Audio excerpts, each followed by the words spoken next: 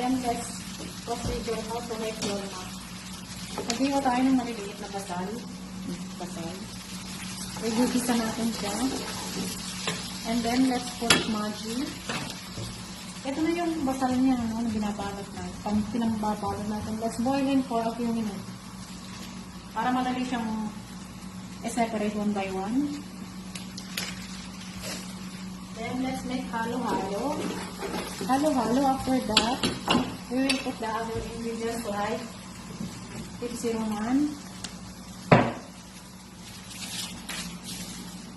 suka, sugar, then the leaves, spence and peas ba? Ito yung gagamitin nating bigas para sa dolma. Ito yung dahon niya na pambalot. Ayan. Huhugasan natin siya. Ayan. Ayan. Yan ang grape. So, ayan na guys, naluto na natin ang rice. Rice ng dolma. Babalutin na natin siya ng dahon ng ubas. Kuha lang tayo ng konti. And then, paikot-ikot. Ganun siya. Ganyan siya guys.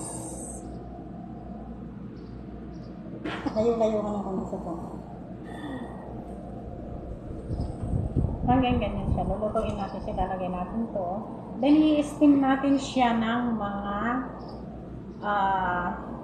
kung sa kalan 3 hours na mahinang apoy. Pero pag dito siya sa pakita mo guys. Pakita natin to. Pero pag dito siya sa machine 1 hour, 2 bote. So, ipapakita na lang natin sa inyo yung finishing touch niya. Basta ganito, luluto natin siya ng ganyan. Hanggang mabalot natin lahat to dahil pang 2 tray. Babalikan namin kayo.